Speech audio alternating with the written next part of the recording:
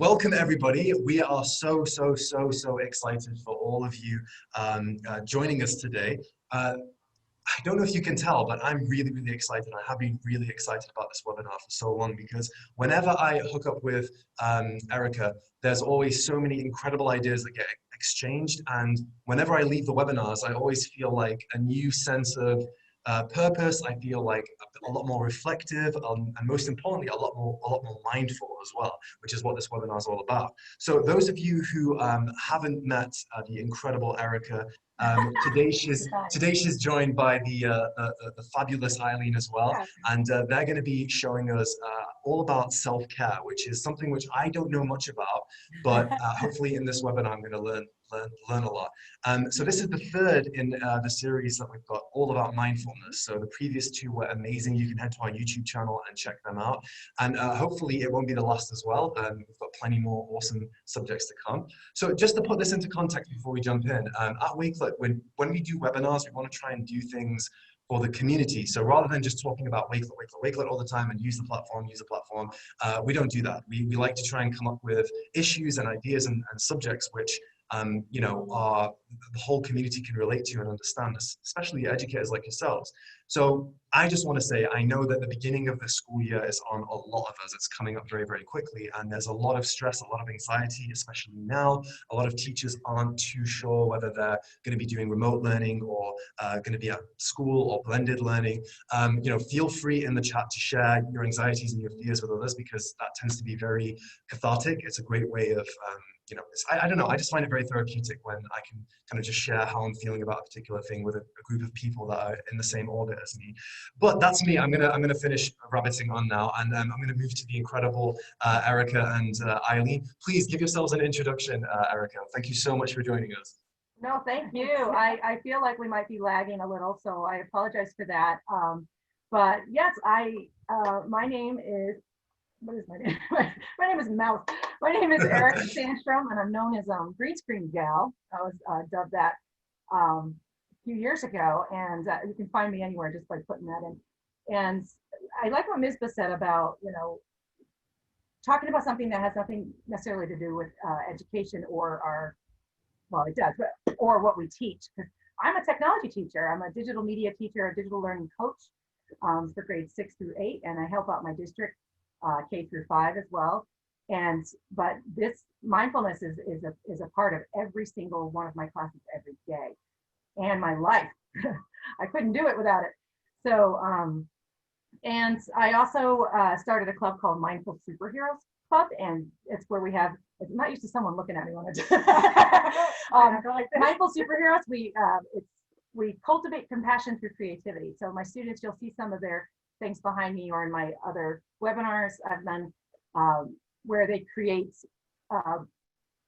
productions, videos, all kinds of things to teach mindfulness and teach kindness and empathy and all these things, because I truly believe you have to give kids an opportunity to practice it. But anyway, that's a lot about me, and I brought my friend and also someone I actually go to for treatment. Yes, Miss Eileen. Amazing. And I'm gonna let her tell you a little bit about her. Well, thank you so much. Thanks, Erika. Thank you for inviting me here. I'm glad to be here. My name is Eileen, and I am founder of the SRT project, and that's a stress reduction resilience training program for first responders. And I was really happy to be invited here today, because I think that especially in these times, working with first responders is very similar to working with nurses and teachers as well, and caregivers, because, and especially around self-care, because I feel, not everybody, but in a generalization, self-care oftentimes is just another thing on our to-do list. And when you have another thing on your to-do list, what happens is that you become overwhelmed because you didn't do that on the to-do list. So what I created, this project that I created, was to give simple techniques. It's almost like that one-on-one get you in the door of self-care. And from there, these simple techniques you can do throughout the day. You don't need to, you know, get your namaste t-shirt and your pillow and your I love my t-shirt. But I was saying, you know, oftentimes what we do is we kind of overshoot it and we put it, like I said, another thing, I should have done this and I should have done this for myself. So in creating these simple techniques and with mindfulness, it like I said, it either sows a seed or it's the one-on-one to get you in the ground door. So you're feeling less overwhelmed. You're feeling a little bit calmer. And then from there, self-care can really grow from there, I think.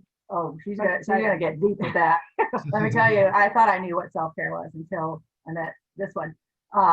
And it's really powerful where we're going to take you today, because we're going to talk about how powerful your mind is over all of it, and hopefully take away some of the myths about it. And yeah, and another thing is we've known each other for over 20 years, and I actually used to go to her yoga class, teaches restorative yoga. If you've never done restorative yoga, you should totally Google that and go. And also I go to her for treatment at her place. You'll see. Oh, So I'm going to do the first part, and hopefully behind you screaming. I know.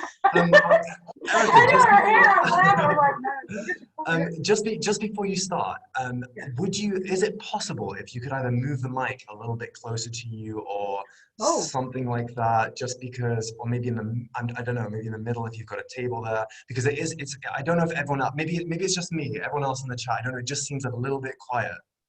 Okay, tell you what, why don't I try to take this out? And we'll cut this for YouTube, don't worry. No, that's okay. Well, I don't know if it's getting, is this better? Is this better? Can you hear I don't think it's picking it up. Do a little tap on it. Did you not hear any of them at all? No, we heard everything. It's just that I think it's just a little quiet, but I don't know. Some people in the chat are saying that the volume is. Is that better? Is that better? I guess it'll do. Yeah, I think people are saying it's fine. It's probably just my speakers. That's completely fine. Yeah, everyone's saying it's fine. Thank you so much, chat. Oh my gosh. Is it still fine? Is it still fine? We are like a Saturday Night Live skit here, or two squirrels together. That's the funny part about, people that know me. Okay, so. Is this a better sound, everybody? Oh, that's perfect. Oh my gosh, that's so much better. Yeah, that's perfect. All right, I'm never gonna make fun of my my computer speaker again. All right. No, it's really good. Yeah. So what I was saying is, the funny thing is, anybody that knows me personally, I've told you all before that I have ADHD. I'm proud of it. It's a gift, and for me, self-care is, I think, even harder. And it's just funny because I told you this before. I'm not an expert, but I'm an enthusiast. I'm a messenger of it. So it's just like teachers, we're much better at helping other people than we are ourselves.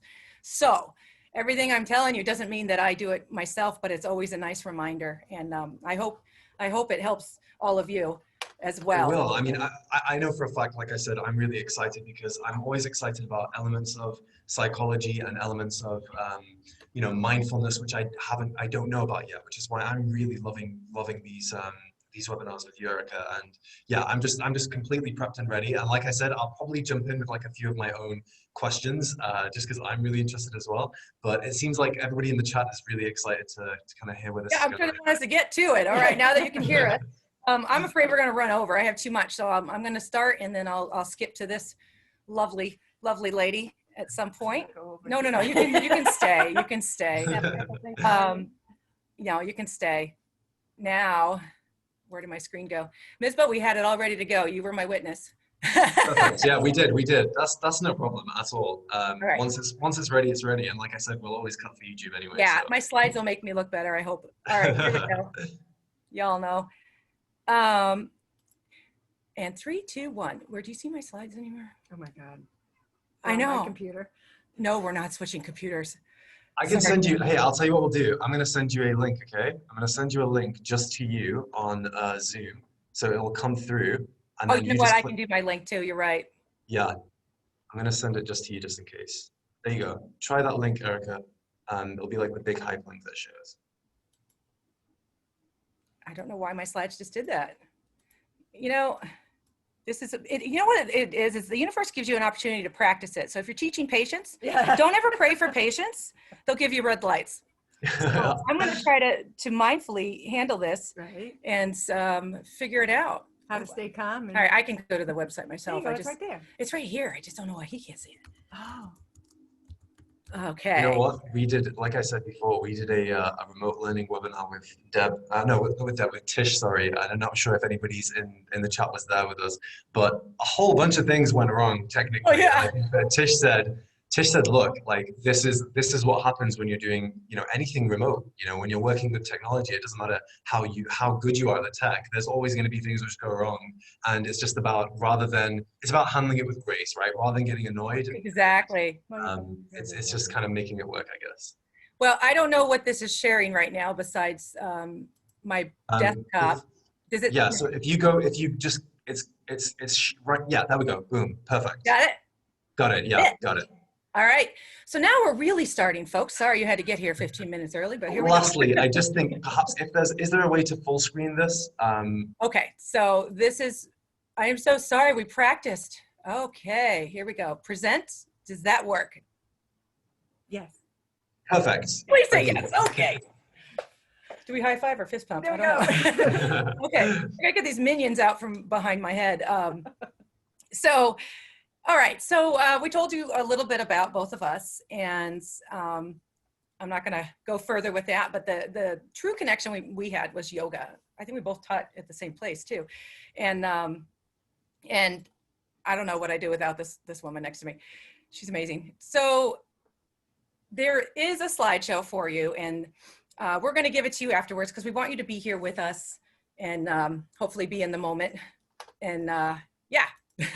It's just nice that we can do that together, because I know that I don't want you to get ahead. I want to surprise you a little.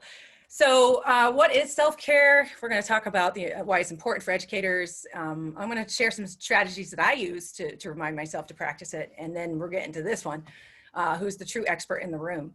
And then tons of resources for you. We won't get to everything, but you will have this for you. Actually, that is the website there. So let's move this. So what is self-care? And the word self-care, I always like to think of it as self-love before I even think of it as care, because it isn't just about yourself either, but self-love is where it all starts. So when we think of self-care, give me a thumbs up in the chat box if you thought that, you know, if this is what you think of when you think of self-care. And I used to think of that, you know, when do I have time to go, or the money to go get a massage and things like that. But it couldn't be farther from the truth. I'm not saying that isn't self-care, but and a lot of times teachers, sadly, you know, I think the only time I spend time with them because we're so busy is we go to happy hour, or we, you know, and then there's consequences for that. But yeah. Should have taken that slide out, especially this one. Yeah, so there's consequences, you know, but also just exhaustion. I know, I love that movie, it's sad. But it's just teacher burnout. I've been teaching 30 years and I'm just as guilty of it. And we give to others more than ourselves. So we're gonna talk about it and what we can do to help ourselves. Because it is not just about spas and getting sleep and things like that. It's also about your mindset and activities and habits and things you can help with to help you with the unhappiness and depression and all of the things that happen. And if you've been to my mindfulness other two webinars, I talk about how if you have anxiety, you're living in the future, and anxiety, worry, and what ifs. And then if you have depression, shame, guilt, and all that, you're in the past. And it's okay, of course, to have those emotions. I have them about school right now, but once you recognize them in your body and in your mind that it's happening, that's where we use these mindfulness techniques, and the ones she will share with us later, to bring ourselves back, especially right now, going back to school the way we are. It's insane. I'm curious to hear what other districts around the world are doing. We're going back. We're doing a hybrid model. So anyway, so this slide is very busy, but it's very interesting because self-care doesn't look the same for everybody. Obviously, there's a lot of equity that we need in self-care. And I am just fascinated by other cultures, how they celebrate self-care, differently. So I would love in the chat box for anybody to share something that they do for self-care, especially if it's unique to your culture. That would be incredible. What do you think, Misbah? Yeah, I think that would be amazing. I'd be really interested to hear what people have to say, for sure. You have to say, yeah. So I can't see the chat box, but let me know if you see anything you want to shout out. Sure thing. So anyway, with these, you can go back later and check out these articles, but it's fascinating. And this is a great podcast I found as well. And this podcast is Self-Care Sunday, and it's all about self-care in different cultures. And as you can see here, with professions, races, religions, and everything. Okay, let's get past that. That's one of my students. So we're going to talk about 6 types of self-care, and then you'll see all over the place. Some people say 4, some say 7. It's all the same because it all really comes down to 3 things: your mind, your body, your spirit. But we're going to break it down a little bit just to let you know that some things you're doing already are self-care. Doing your laundry is self-care. Helping someone else do their laundry is self-care. So I will break these down so you can read them better. But the first one, I love how she looks like she's just learning this, like she doesn't know it. It's kind of funny. She's like, that's interesting. You're I'm going like, too fast. Hold on. I can't. you're the one who taught me. Anyway. I was reading it. It's interesting. So emotional self-care. And what's interesting about my slides is when we get to what she's doing, there needs to be more on this than it has right here. But these are basic things like seeing a therapist, writing in a journal. These are actually acts that you can do for your emotions, creating art, playing music, but there's a lot more that goes to that. We'll get there. Practical self-care, creating a budget. I need to do that. Taking PD classes. I know these educators out there. Oh my gosh. I'm curious to see how many PDs you've taken this year. Organizing your closet, which she's going to help me with after this. Right? Okay. Physical self-care. You know, I try to take walks during lunch breaks a lot. Sleeping, yes, I'm working on that. Hydrated, working on that. But those are things that most people know, you know, your basic needs. And we'll talk about Maslow in a bit as well. Mental. So there's mental and emotional, and Eileen will get into that more, but a couple things, you know, reading a book, solving a puzzle, things like that, but it goes even beyond that, but it's important. So it's just about balance. For example, Jay constantly plays Words with Friends so much that, you know, it might be too much of it, but he's really good. So, all right, social self-care.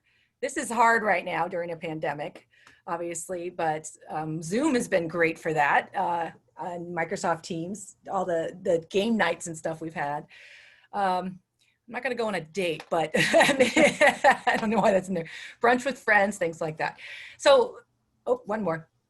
And then spiritual. And spiritual is acts of ways to tap into that. Could be meditation and yoga, place of worship, obviously, and being in nature, self-reflection, and all that. So this, you know, breaks it down a lot, but there's a simpler way to look at it. And I wanted to show you how other people have too. In this one, they said all of these things, but they also added social. So they can be called so many different things. And at the end of the day, it really ends up being these things. I hope they can't see this part. It's driving me nuts. Mind, body, spirit, and emotional. And a lot of times emotional will go in the mind section, but it is something you can break down 2 different ways. And I'm sorry if I'm going fast, but you will have all these slides given to you so you can go back through and do that. Check them out. Okay, so let's go to this. I just said that out loud. That's so funny. So here's some examples. So Erika, click on this. I think out loud. So mind, body, spirit, here's some examples of things you can do. In the chat box, tell us something that you would like to do more of, even for either your mind, body, or spirit. Mm-hmm. And Ms. Beth, let me know, is anybody say? There's been so many amazing contributions to the chat box today, honestly, already. I think that I clearly can see that people are anxious about the start of the new school year. And when it comes to things that people do for self-care, there tend to be like a lot of quiet, relaxing activities, which I think makes a lot of sense right now, because honestly, like, I mean, we're obviously at Wakelet, we're not educators, but we kind of, it's almost like we're living through you guys as educators. So we're kind of also feeling the same kind of anxieties for the start of the next school year as well. And yeah, I tend to find that for myself, it's those, rather than those like kind of quite physically active things for me, the self-care type of stuff, which I do, tend to be very kind of quiet and reflective, like literally just being in a place and just listening to some music and not being on my phone. I find that my phone is probably the biggest, I wouldn't say cause of anxiety, but it's the biggest kind of thing which means that I'm always on.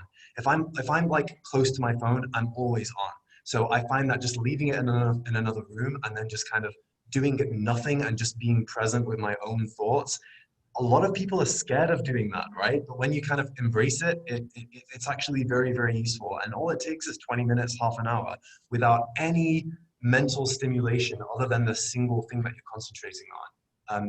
That tends to work for me. But a lot of people have a whole bunch of amazing things. Listening to music, I think worship is a big part as well. The spirituality stuff, watching movies, doing quizzes, that type of thing. So there's a very mixed bag.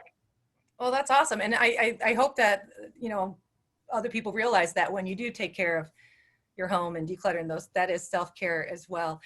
This is really cool. I found this for how to explain it to children. You can tell me if I'm wrong or anything. Mind, body, spirit, and instead of emotional, we do heart. You see heart. So I thought that was really cute. So just explaining it to them differently, and you can have them say, what will you do for your body today? What will you do for your heart today? And keeping it really simple. And it's a great way to check in with the kids. But this is powerful. Okay, so Maslow has the hierarchy of needs. And when we talk about, we can take a bath or do all those things. Here, physiological needs at the bottom are the things that everybody already knows that we need: shelter, food, and everything. And that's not always available to everybody either. So there's parts of the world where that's their self-care that needs the attention. And then safety needs, love and belonging.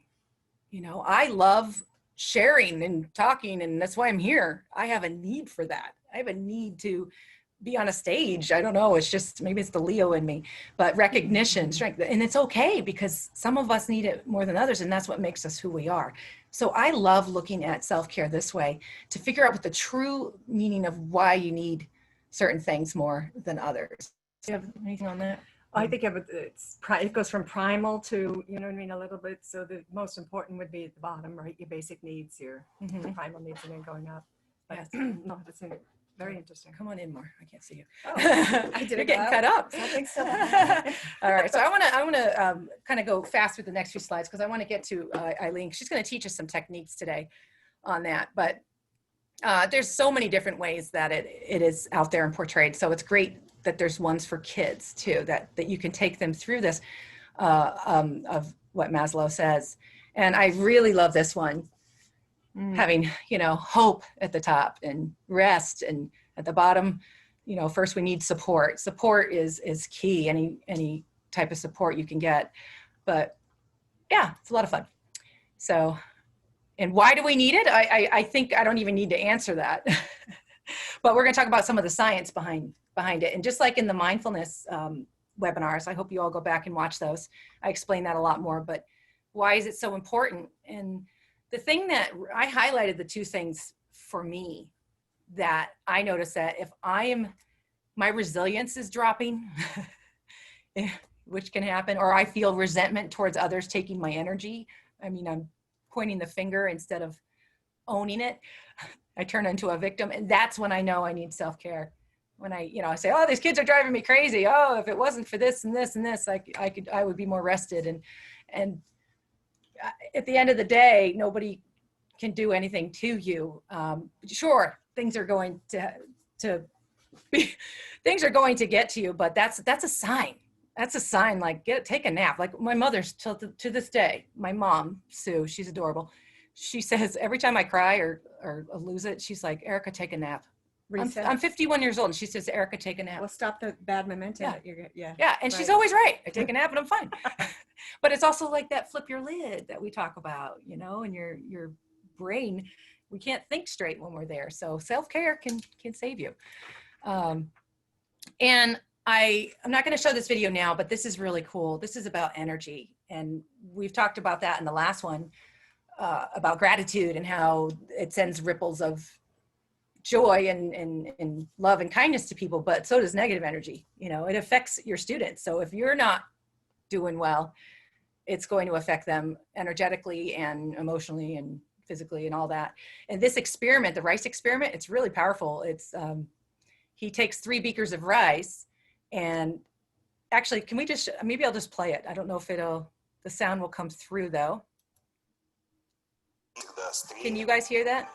Yep. Dr. Emoto has Kinda conducted quiet. another interesting No, we experiment. can hear it. He placed rice into 3 glass beakers and covered it with water. And then every day for a month, he said, "Thank you" to 1 beaker. "You're an idiot" to the Yeah. second. Sorry about that. And the third one, he completely ignored.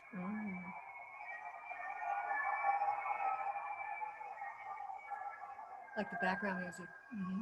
After 1 month, the rice that had been thanked began to ferment, giving off a strong, pleasant aroma. The rice in the second beaker turned black. And the rice that was ignored began to rot. Dr. Emoto thinks that this experiment provides an important lesson, especially with regard to how we treat children. We should take care of them, give them attention, and converse with them. Indifference does the greatest harm. Powerful, huh? Yeah. Yeah. Mispa's not talking. It's making me nervous. No, I'm just listening to it. It's awesome. Yeah. Yeah. Well, and I'm sorry about the idiot word. I think I wish he had said a different word, but you know, and I tell the kids, you can't do this at home. He obviously had a controlled environment, but it's just one of those things that proves how powerful energy is. And you know, in the balance part of all 3, this is what I have to work on, is balancing all 3. I spend too much time on mine, reading and doing these things, and less on the other 2. So in the chat box, like, which one do you think you need more work in, body, mind, or spirit? Or yes. Or yes. Or just yes. Yes. The other big piece is that if you're giving from a depleted, and especially for teachers and caregivers and first responders, if you're giving from an empty well, then it's, well, first of all, it's wreaking havoc on the body, mind, and spirit for you. And that which you're giving isn't quality. So when you look at the rice thing, it's giving kindness and happiness and that to people. It's hard to give kindness and happiness and to have all that patience, especially for teachers, when you're overwhelmed, when you're anxious, and when you don't know what tomorrow brings. So I think that the important thing to look at with self-care is you're always going to have the external stresses. And what we'd like to just kind of sow the seeds with today is to be able to feel the calm, or work with the internal stresses. So if you can work on the inner, then the outer can't affect you so much, if that makes sense. It makes complete sense, Okay. Eileen. And I'm just gonna no, sound like a talk show. But I also Back to you. I know she talks so quietly, and I hope you all can hear her. Oh, I scream. I could scream. Yeah. So the word disease, you know, I've said this to you before. If you watch the other webinars, you know, take dis-ease and put it together, and there you go. Okay, so I don't know if you got, but have you ever seen this? I love Jay Shetty. He's awesome. And he has this video called, I'm not going to play it now because it's too long, but what if we recharged ourselves as much as we recharge our phones? Mm. You know, and it's really, it's a powerful video to watch. It's about 5 minutes, but he talks about how you get depleted, and then your phone's at 20%, and then you're at 10%, and then he equates it to life, and it's really you start panicking once it hits low battery mode. Yeah. But you know, we have to recharge ourselves too, and Eileen just already said this about an empty well and filling your cup. And I literally, when I started getting into teaching these mindfulness PDs and everything, I opened up the, what's that called? Microwave at school. And this cup was in there. And it was like, I love when the universe just drops signs in your path, like, you know, fill your cup, Erika. So I thought that was really cool. So, but I love this quote, you know, you can't pour from an empty cup. But we do. And that's what causes Yes. stress, and that's what causes disease. Go ahead, I'm sorry. No, you're right. Don't apologize. So your job is to fill your own cup so it overflows, so then you can serve others joyfully from your saucer. I know, right? Or Isn't you that just cute? even get it halfway, so you're not, you know. Oh, I I already know. had it behind me. No, but yeah, get it halfway. Okay. So I'm going to quickly go through these 7 tricks I have and then get to her because her stuff is good. All right. So these are just things that I just kind of come up with. And I know there's a lot more tricks, and I would love to hear in the chat box what you do to remind yourself to practice self-care. And first one is I surround myself with amazing people in my professional learning network. I even joined one called, I hope they're here today, Crazy PLN. These are wonderful people. And they post really good quotes too and things like that. One of the quotes I just showed you was from them. And free self-care resources from Teachers Pay Teachers. I linked this here for you so you all can have some things to take back to school and all kinds of stuff for your students. So surrounding yourself with the right people, pick a self-care buddy. I don't think she wants to be my buddy. No, I'm just kidding. She is one of my self-care buddies. She's always checking in on me. In the closet. No. Right, I know. And yeah, I got my squirrel pillow, shocker. All right, so anyway, my mother's gone, oh no. But when you have a buddy, you also can talk to the buddy when you mess up, and it's great to have someone to work out with too, but you can have them virtually too. A lot of mine are my learning network, and one of my friends, Eileen Berry, she is one of my accountability buddies, and she sent me this. This was a text I got from her. So that's the perfect thing for her to send me when she sees that I'm spinning out. So yeah, good girl. She's great. And then plan it out.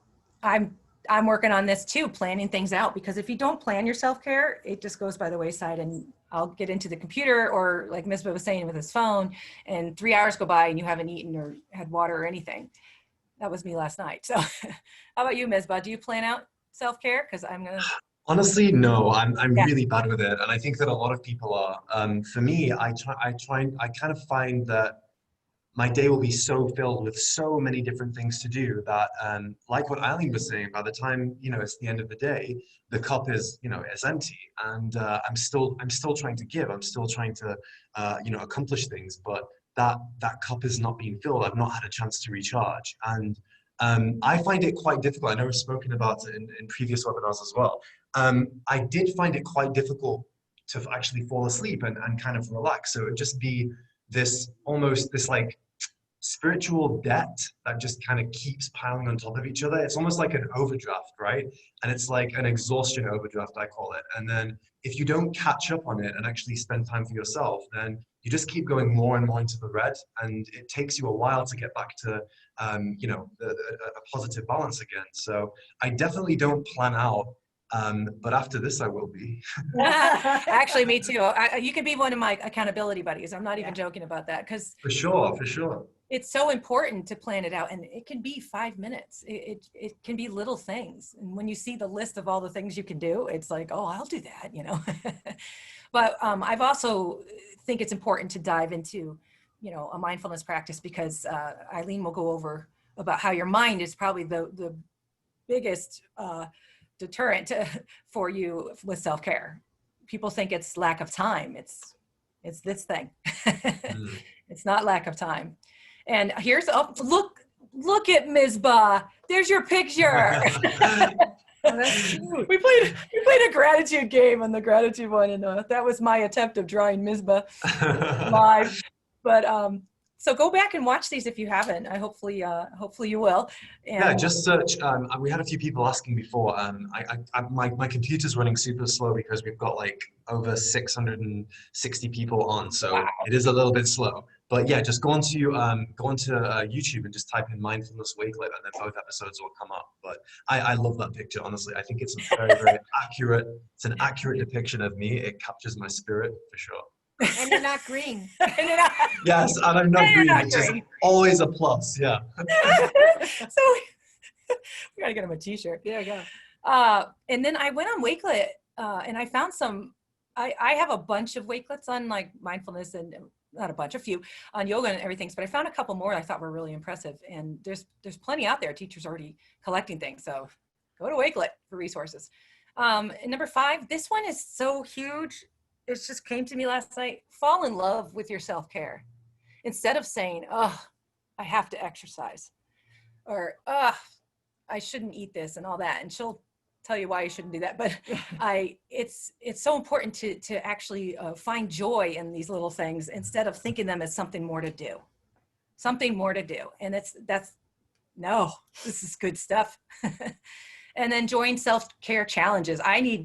Being ADHD, I need a schedule. So I like joining these challenges, and here you can even start your own challenge. I even have one at the end for all of us here. Oh, cool. And then number 7, an easy strategy for me is I put quotes everywhere. They're in my car. They're everywhere, all around my classroom. These are some great people that from my crazy PLN that post a lot of quotes and uplifting things. But if you're a quote person, then put them around you to remind you. Post-it notes. It's true. Giving the world the best of you instead of what's left of you. And that's how I know, that's how I feel a lot. So that's why I want to teach, I want the administrators especially to practice self-care, because this one's for you. I put that in for you. All right. Unless anxiety, unease, stress, worry, too much future, not enough presence. That's just so true. Okay, it is guys. so true, yeah. Just before you jump on, I just wanted to say something. My experience of anxiety is that whenever I am worried about something happening, right, it's always in the future, and it's always things which are out of my control. And I think that we forget that sometimes. We tend to we only really, as humans, I think, tend to worry about things which we are not in control of. If it's something like, I don't know, passing a driving test, or revising for an exam or something like that, we can handle that. It's a different kind of stress. But I think that what makes people anxious is things which they think they don't have any control over, which makes complete sense. But then I constantly have to remind myself, hold on, Misbah, everything that you have ever worried about happening has never happened. As in, every bad thing that you've ever actually worried about has never happened. And every bad thing that has happened has always come out of nowhere, and I've managed to handle it. So I kind of use that little conversation with my mind to kind of relax myself and be like, hey, based on your history, the things that you've worried about have never transpired and never materialized. So the thing you're worrying about now is probably not gonna, so just chill out.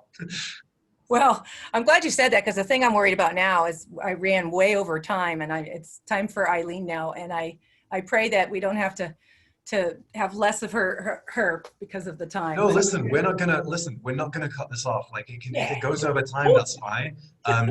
Because people on YouTube are gonna be able to watch the whole thing anyway. But if everybody, if you need to go, don't worry about going, guys, in the chat, because you will be able to catch the final bits on YouTube. But yeah, please go ahead. We want this to be like a full presentation for sure.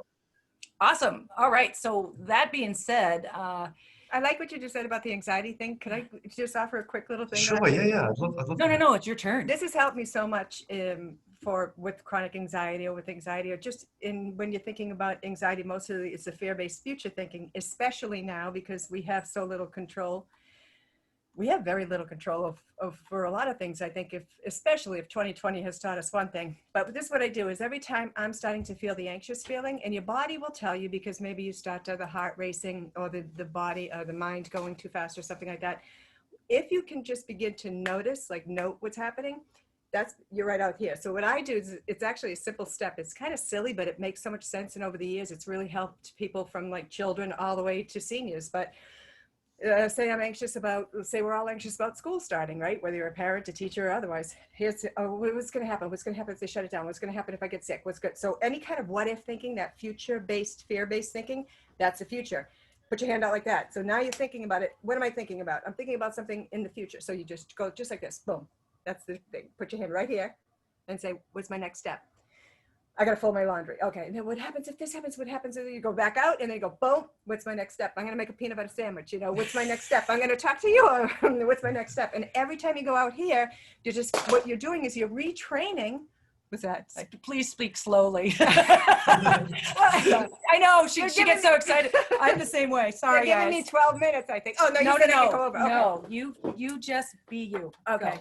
So the whole idea behind it is anytime that you have those fear-based thoughts, you are thinking the what if in the future. Notice it, and all you have to do is say, what's my next step? And what that's doing is retraining the mind from a place of a future fear-based thought to a place of the present moment. What's my next step? Speak to you. What's my next step? To speak more slowly. What's my next step? To make a sandwich. What's my next, you know what I mean? So that brings us always back in the present moment. I wasn't going to share that, but I figured I was actually. No, I think it's a really good, That's one of my useful favorite. tip for it's sure. like this. And you know, I mean, I've done it so much in a day where I almost hit myself in the nose. This is what I'm doing. I have hit myself in the nose. But now it gets to the point where it's like, okay, bring it back, bring it back.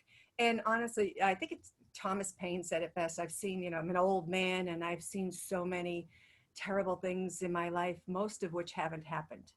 So when we don't know, and especially in these times where we don't know, to bring it right back to here, it calms the body down. Okay, so anyway. No, I love that I quote. was really glad for that you shared that. Would you like me to segue right into it? Oh, no, go ahead, Ms. But what were you saying? No, I was just saying I love that quote. Like, that's incredible because it's articulated what I've thought, but it's really nice to hear somebody else say it. It's very like affirming. But no, please jump into your segment. Okay, let me hurry up and get everybody to relax. Okay, All right, I'll slow down. You want to, they said they like listening to you. So we're going to do this one, right? Or this one. Yep, that's good. I don't know what that one is. Yep, the parasympathetic nervous system. I'll keep it really simple. How we'll break it down really is mind, body, spirit, or you could say the physical components of stress on the body, or the mental and emotional components, and the spiritual. The whole idea behind when I think of self-care to set up for this was really that sometimes self-care to me is something that I mean to get to, and then I get upset with myself that I don't get to it. And I'm beating myself up more because I'm not taking care of myself. So working with first responders, these are groups of people that, and teachers and nurses too, it seems, and healthcare workers that give. And the depleted source is a true problem. And if you deplete your energy, it's kind of interesting because when you run out, like if your phone runs out, at least it has the wherewithal to stop. It doesn't give you anymore. When we run out, we still have to take care of the kids. We still have to take care of the laundry. We still have to take care of all of it. So you are from a depleted source. You have no energy left. The tips I'm going to give you can be under 30 seconds. And the whole idea behind this parasympathetic, sympathetic nervous system, if you can, how you think of it is part of your autonomic nervous system is your sympathetic, parasympathetic. And basically what that is your fight or flight response is your sympathetic. That is short-term survival. And what happens there is that's when we were back on the food chain, right? When the saber-toothed tiger would come into our cave, we had to figure a fight, flight, or split. So your body does a certain thing where it takes all of its resources. It goes to the heart, the head, and to the muscles to make these decisions. Nowadays, we're off the food chain, but we still have this level of sympathetic nervous system where it's the stress, the cortisol levels are triggered. And when that happens, your heart rate increases, the mind goes faster to make quick decisions, and the stress goes into the body more. Over time, where you have this chronic level of that, where it's being activated over and over again, that causes the problems like the anxiety, the ruminating thoughts, the fog brain, like cortisol, fog brain, all these things. So what I'd like to do is the parasympathetic nervous system is the the other half of it, right? And this in your body is just designed so beautifully that this is what undoes the fight or flight response, so that short-term survival. So it's necessary to have that short-term survival, but it's also necessary to trigger what they call rest and digest, or the parasympathetic nervous system. And that helps undo and relax all of what's all been energized, the heart, the head, and the muscles.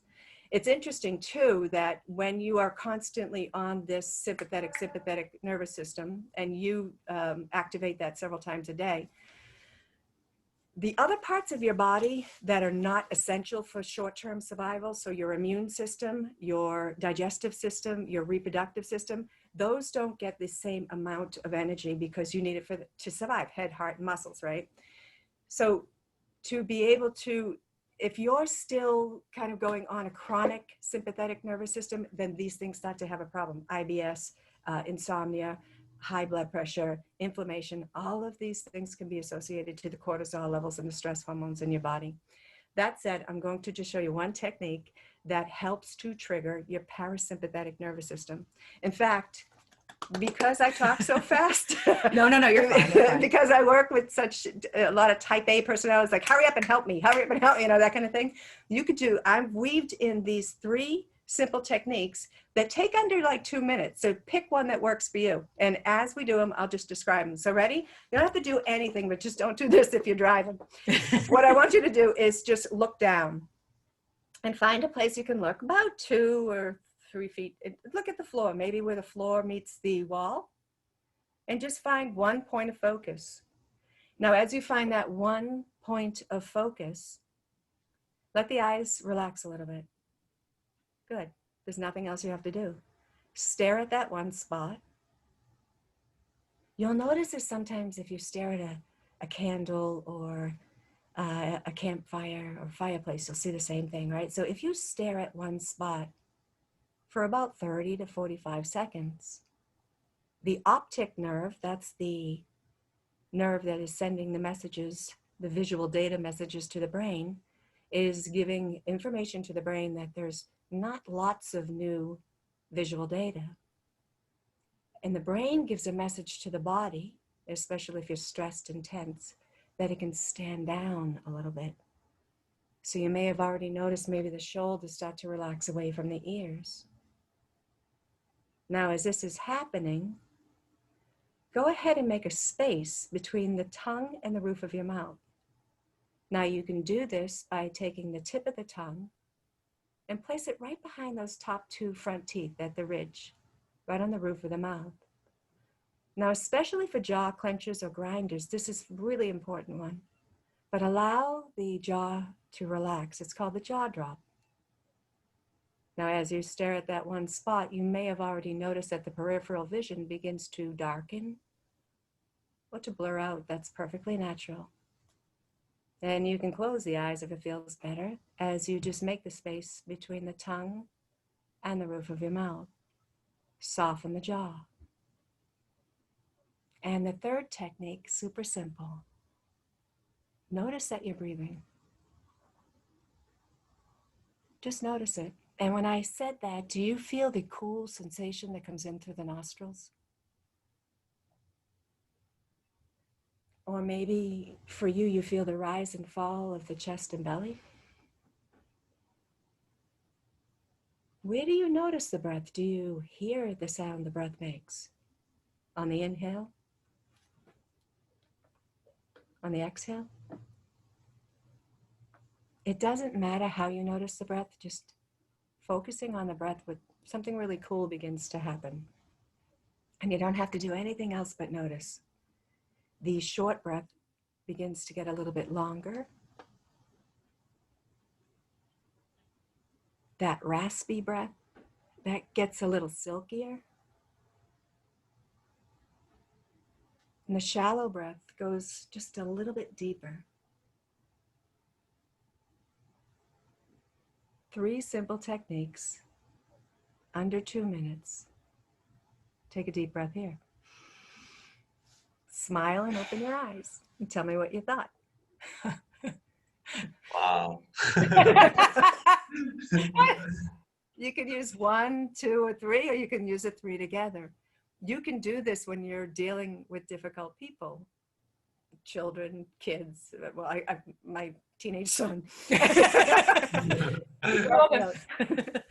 that is No, just that's crazy. Like I think it's so powerful because I've always been quite skeptical of, somebody else kind of instructing you to do something and that will make me relax. But that was genuinely, like, legitimately really, really relaxing and very, very de-stressing. And I love the fact that it's simple enough that you can just do it by yourself as well. well, there's no woo-woo in it. You know what I mean? I Yeah. had to take kind of that feeling out, and it's clinical. And it's very neutral to look at something and to notice your breathing. Also the jaw drop, this 3 in 1, you don't have to do 3 in 1. But that jaw drop is really important because so many people, I know. right? The jaw's If you killing me. could do that 3 or 4 times throughout the day, that is sowing the seed for self-care, I think, because then you get that overwhelmed down a little bit. But that's the physical component, and if you want, I can shift right into the mental go component. for it. And which picture is that? Because I'm your backup dancer. I don't remember the mental The component. physical? There was a waterfall. The waterfall. Okay, we're gonna show a picture of my niece. It's funny how these two spazzes teach relaxation. I know. That's why people laugh, but like, I don't know. Okay, so I'll probably move this picture off, but we're gonna have to. They can't read because. All right, so we'll do yoga. Okay, so I got my niece this T-shirt, and sorry, it says. I hope it doesn't offend anybody. Does this? No, I can't read it. Does this diaper make my butt look fat? Okay. She's gonna tell you what the waterfall's for. Go ahead. Well, so how I do it for first responders and law enforcement is I break down into 4 components to reduce. I think if you reduce the stress, you build the self-care, because if you're stressed out, you're just going to kind of deplete it more and more. It feels like the whole idea behind what I do is to be able to do it in throughout the day without anybody noticing, and not to add anything else to your list. So one of the things here is interrupting negative thought patterns. Buddhists really have a helpful analogy for this, and I love it. It's called the waterfall. And the waterfall is, if you can picture your... Go ahead. I was trying to make it on the green screen. I had words flying out of it. I'll make it for later. Go ahead. It's fast. Stuff. The waterfall, quite simply, is if you were to imagine your thoughts as the waterfall, and there's a conscious stream of thoughts. And you think about 40,000 thoughts a day. So that's incredible, right? So if you think about it, most of them are me, a lot of them are negative and anxiety and that sort of thing. But if you were to imagine your thoughts as a waterfall, and mindfulness would be just stepping behind the waterfall, or just that space behind the waterfall. That's kind of how mindfulness works, is where you're able to, I think it's 10% happier. 10% happier. Dan Harris puts it this way: you get up in the morning and you have these emotions and these thoughts, and they grab you by the scruff of the neck, and you just take off with them. One of the ways that you can begin to notice is to be able to step back just a little bit, and that's mindfulness. Most people, some people have a practice of mindfulness. I know that the majority of people think it's too hard. So they set up, sit down, they're going to do this mindfulness practice, and, you get your Namaste t-shirt on, like I was saying, and you get your lavender stuff, and you're all ready to go, and you sit there for a minute, and you're like, okay, go. And then what did she tell me to do? Oh yeah, breathe. Okay, so now you're breathing, and then, oh wait, this is a good idea, I'll do this. And then within, why is my nose itchy every time I sit down? So then you start thinking about your nose being itchy, and then all of a sudden it's like, did I pay my Amex bill? I know. And so no one wants to be. So the whole idea behind mindfulness is if you could get it just for a minute or so behind the waterfall, and then every time you find yourself getting caught up in the torrent of thoughts, the mental bicep curl is to be able to just notice it, not judge it, and come back behind it. Interrupting negative thought patterns, or interrupting, and I'm kind of segueing and rolling this together a little bit, but did you have any questions about the waterfall, or is there anything up there? Well, I just remember when her and I had this conversation, we've had it many times, about ruminating thoughts. That's why I put the diaper one up, because even the things you say, like sick and tired, you say, I'm so sick and tired of this, sick and tired. Guess what? You're going to be sick and tired. And, you know, you say your diaper looks fat and, Yeah. you know, so just, and I know, I don't even want to share what my ruminating thoughts are, you know, but it's true, you know. So in that case, the ruminating thoughts, so I'm actually putting a couple different things here together, but Yeah. that's a really good point that you put out. Ruminating thoughts, you have very strong beliefs about yourself. So I will have a client come in and say, I'm stubborn. That's just the way I am. I'm like, stubborn's a choice. And he doesn't, you know, really? Or I'm sick and tired. I'm sick and tired. A lot of people say they're all or nothing. I can't meditate as soon as I try to do any kind of mindfulness. No one wants to be in their heads. No one, you know.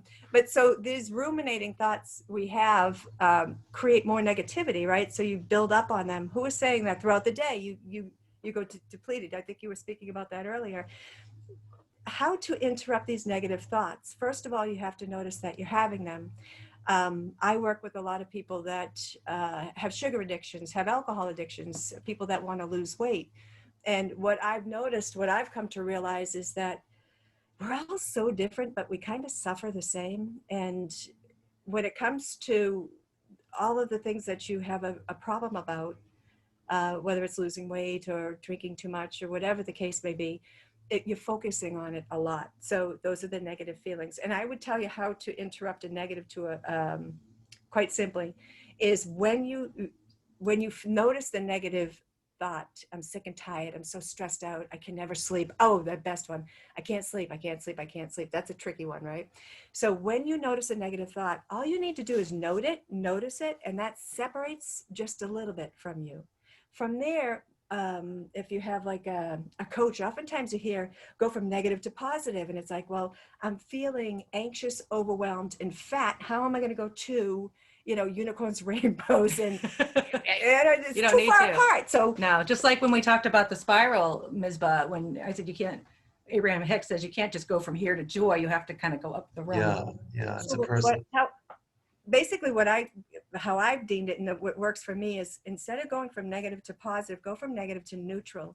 And the way to go to neutral is not to stay on the same subject.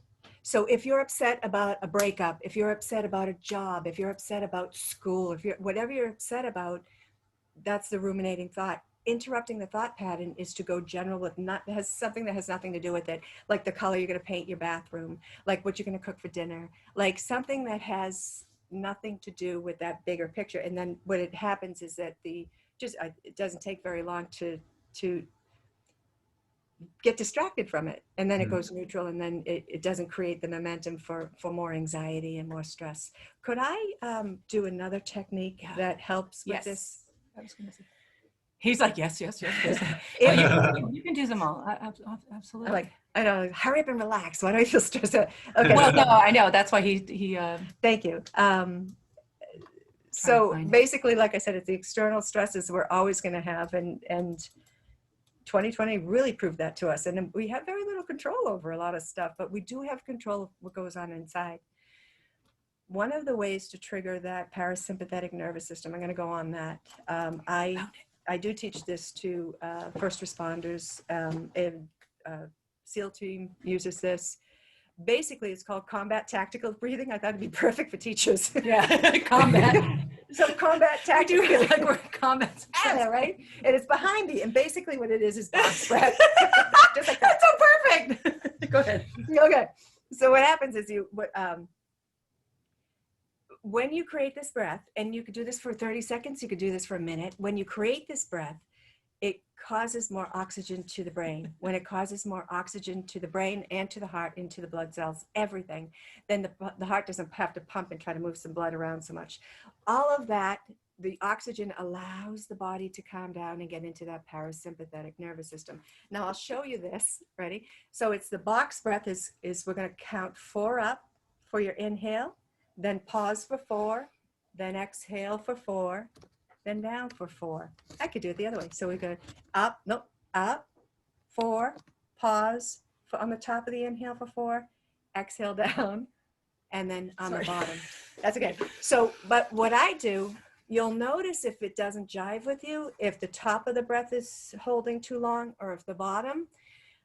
sometimes I take the exhale a 6 count and then just hang out on the bottom for 2. So you can almost make it like a weird triangle if you want. It doesn't have to be a box. The whole idea is to get into kind of a cadence breath. Ready? So I'm going to count us, and then you do you, however it looks. So let's do this. Let's look down. Just look down to that spot you just looked at. Good. Make a space between the tongue and the roof of your mouth. Remember this one? It feels like so long ago. Now notice your breath. And as you notice your breath, exhale all the way down. Good. Let's breathe in. 2, 3, 4. Pause. 2, 3, 4. Breathe out. 2, 3, 4. Pause. 2, 3, 4. Breathe in. 2, 3, 4. Pause. 2, 3, 4. Breathe out. 2, 3, 4. Pause. 2, 3, 4. Inhale. Pause. Exhale. Pause. And then just find one more. 2, 3, 4. Top. Pause. And exhale. 2, 3, 4. Take a deep breath in. Big smile. And open your eyes. Thanks. It's perfect. So that's combat tactical breathing. I can send you. I got all kinds. I of love the slides. visual, because the square really helps my students too to see it, their breath. They don't lose where they're at. This one's particularly who is fond of this is really the military, because it's clinical, and it's based in science that it does lower the heart rate. They use this for tactical stuff, so it's really interesting if you want to look into it a little bit more. But so you can take it a little bit longer. I know that we're a little pressed for time, and I wanted to just segue into something else. But do you have any questions about the tactical? I mean, like, more comments really than questions. I think that was like, it's just nice to be able to put how can I say this? Put a process on being able to relax, because I think that people throw the word around so much where it's like, oh, just calm down, relax. You need to chill, and there's 3 words like calm down, relax, chill, whatever it might be, and nobody ever offers how to actually do that. It's kind of like a mystery until you discover it. And I think that when it comes to psychological things like this, it's usually the last thing that people end up trying to go and research and find out themselves, because there's like this incredible world out there that's full of these amazing tips which are going to help you with things that you're struggling with in your life, whether it's like insomnia or, like you said, inflammation and IBS and that type of thing. I had issues with my really bad stomach cramps for years, and I had every single test that you could imagine to try and figure out what it was, and every single doctor was like, we have no idea what is causing this pain in your stomach. And the thing that I found helped it, touch wood, because I've not had anything wrong with it for so long now, was honestly just breathing. I found that I was generally taking very shallow breaths. I was having heart palpitations. As I was getting to sleep at night, I would find that my brain would be kind of just constantly whirring, and I would be able to realize that my heart was beating super quick and then kind of slow, and then super quick and then slow. And breathing, I realized I was breathing. When I just analyzed myself and was like, breathe more and relax, I found that I was tensing so many muscles on my stomach just subconsciously that I didn't realize before. And in breathing and relaxing everything and just really chilling out, What you just completely fine. What you just described as the chronic sympathetic nervous system being triggered, right? Did you have lower back aches too? I'm just wondering. Yes. Yeah. Um, Big time. It's the stress over time. That's why stress is responsible for all disease. I mean, for a lot of it, and how quickly it goes in inflammation. Yeah, breathing is key. I think that's the one thing that what I try to convey is that, like, and my son, I have a 17-year-old son, if I hadn't mentioned it, and he catches me doing it because he's telling me, all right, Mom, listen to me, sit down. And as soon as he says that, you know, we're going someplace, right? So I start, I don't use the hand, but he can see me. He goes, you're doing that breathing thing again. But it's necessary for me. I think the most important thing is whether it is stress, anxiety, overwhelmed, sadness, cravings. The most important thing, it's not a cure-all, but what it is when you start to use the breath or start to use some techniques, it gets you from being less reactionary, because we react to our, you know, like as soon as, like, I used to keep chocolate in the butter dish and I wouldn't even know that I was eating it until I had half of it gone. You know what I mean? It's like, whoa, where'd it go? And it was mindless, but it was like that. It was like, I'm feeling this way. I'm out of control. I'm going to eat sugar. I'm going to eat sugar. So, but if you have that little breath, it doesn't always work, but you can have this space where you're less reactionary and you are able to respond. And I would imagine, especially who would, you know, in talking with teachers, that's important, because I tried to teach yoga to kids and that's like herding cats. It is like herding cats. It's fun though. I don't want to know. But how much time do we have? Well, we're out, right? What's the other one you wanted to do? Is it a quick one? It's a closed one, but no, we don't have to. No, I mean, up to Mizpah. Genuinely, like, if there's a last exercise, I think we're happy to do it. I mean, everybody has a choice. If you literally have other things to do, please go ahead and do them, and you'll be able to catch this on YouTube later. But just for the YouTube video, I think it would be great to have a complete thing. So anything that you wanted to say, yeah, we can do a last exercise for sure. Perfect. This one I'll keep. I'm being very selfish as well, And because like, this is for me. This is super simple. There's tons of science. Go. Oh, I was going to say, before that, I wanted to share with people if they have to go, and then we'll go do that. This is her website. And I'm going to work on that green screen thing. Yeah. But We'll share it in the chat. We'll share it in the chat, and we'll also share the website for this slideshow. If you go under resources on the SRT project, the recordings, there's all of this stuff has been recorded in like 2 or 5 minute videos. So there's the hand thing and all of the different. Also, sorry, Eileen, a lot of people have been asking if you're on Twitter. She's going to be after today. We've had this. I am on Twitter, but I forgot my password and I haven't got around to it. Okay, that's fine. We'll figure it out. But I do this Okay. on Wednesday nights since COVID. I do the Calm the Mind workshop, which is a 1 hour chill session. Oh, yeah. I do, and it's with just via Zoom, so anybody can join in. Yes, her Calm workshop is very similar to what she's doing here, but even more. It's incredible. Oh, awesome. So that's going to be. So cool. should we do the last exercise then? Let's do it. Ready? Sorry. Yeah. Focus. Let's hurry That's up and why Mizpah relax. has to- Okay, so this one is based in science, more so for caretakers, teachers, especially first responders, that sort of thing. And it's people that have to develop more inner resources to take care of people. The science behind it is that you're able to build inner resources and become more resilient. So basically what we were just talking about is filling that well. And this one especially, it's called metta. And metta is just repeating something over and over again, like mantra. But the science behind this, and I don't have just time to share, maybe I could share it later. It really helps people build resilience. And I'd like to just jump in. How it works is you choose a phrase and then you repeat the phrase and then you use different applications to it. So I can make it so it's under 2 minutes or so, but it's choose the phrase. The most important thing is we'll choose may I be happy or healthy. Well, I'll choose something here. You choose it first for yourself. So what you're doing is you're giving love and kindness. It's also called love and kindness. And what it does is it increases compassion and love and kindness, which is makes you stronger, builds resilience. It's really powerful stuff. So you choose yourself. So like in the airplane, when you put the oxygen on yourself before you help somebody else, very important. So we're going to have you do it for yourself. And then what you can choose now is, if we had more time, you do it for all 4 people. So you choose yourself, then you choose somebody you find that is a neutral person in your life, somebody that is somebody you care about, and here's the big one, somebody that's your adversary, somebody that you don't like, somebody that has hurt you, something like that. You don't have to jump into the deep end of the pool right now with that one, but you have the choices. So let's start it, okay?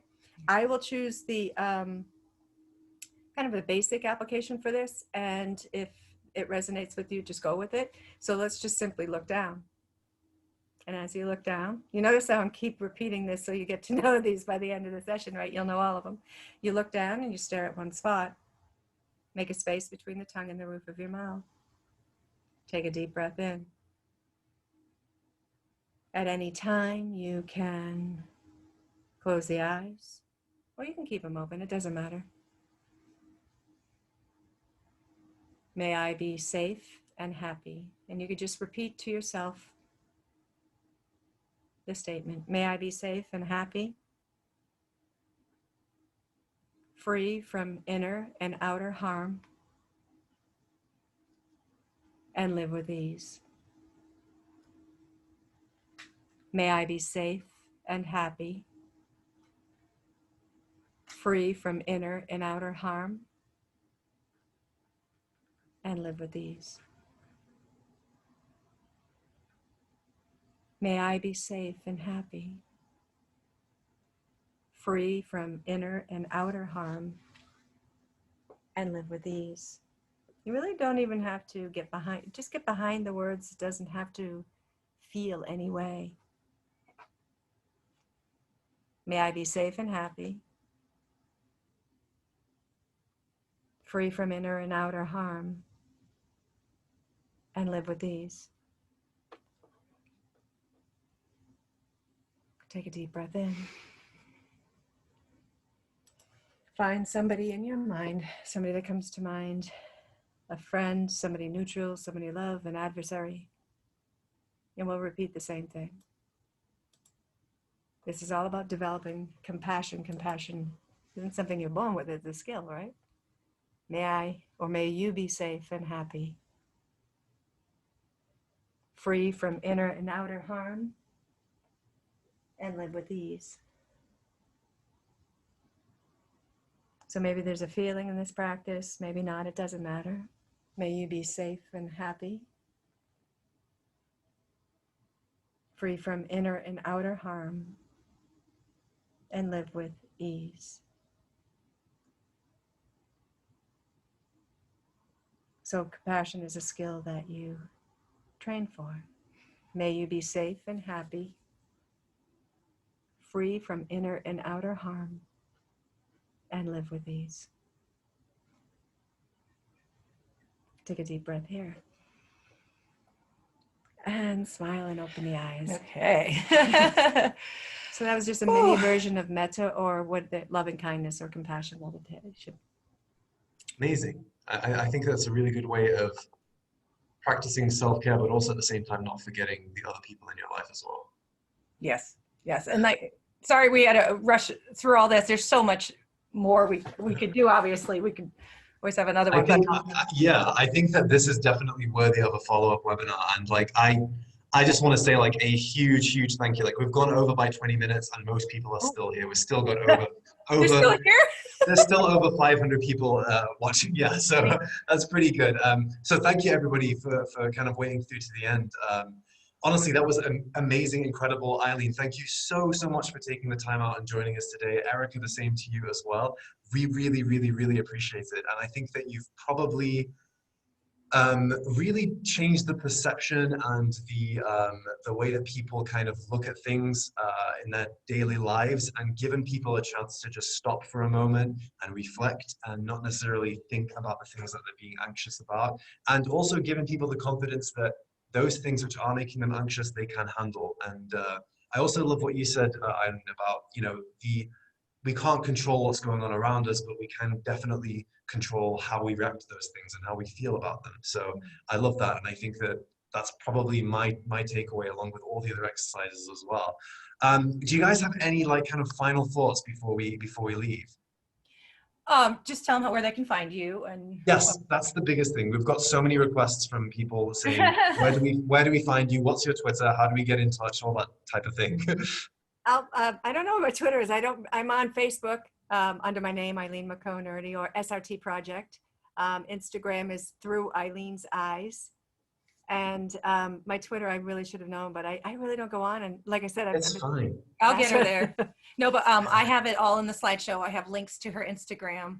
I have links to every single thing. Oh, that great. she taught. Okay. Okay. Yeah, so we put to it's really a good slideshow. It's put together where everything you just learned, she has it all there for you. Perfect. So what Videos, we'll everything, and that's the website above my head. You have to type it exactly like that. Wakelet and self and care, they all have to be capitalized. And those of you who've been here with me before, hopefully you're already on my Twitter, but find me at Green Screen Gal on Twitter. I'd love to see you there and reach out. I'm also on Instagram, Green Screen Gal 44. And I'm on Facebook, Green Screen Gal. It's kind of a theme here. And greenscreengal.com, and I'm working on it. And Club Mindful is my superheroes. But the one thing I would love everybody to do is to go to my YouTube channel. It's kind of a little bit of a mess right now, but I am doing some videos, creating some videos with Ivo Hannon coming up. I'm going to be on every week doing some things for him. But if you could go check out my YouTube channel, I'd be psyched. I have a YouTube channel too. Oh yeah. I'll put that in the slideshow. I do. Yeah. If you put it in, So nerdy. yeah, if you put it in the slides, then we're going to email that to everybody who's registered as well. So Oh, I we may have do way a over video. 1,000. I don't know since we went over so far if you'll play the little gift today as you close out. I made a video for you guys just to remind you of everything we did today and to be kind to yourself. Yeah, for sure. I'll play that as we go out. You guys can, if you just mute and stop your video, but you can stick around, obviously, and see some of the chats come through, and I'm going to do the same as well. We're going to take a selfie first here. Smile at Mizba. Okay. Hi. For my mom. Honestly, everybody in the chat, thank you so much you for so joining us. Thank We- you. Thank you for We- giving us a place to share this knowledge.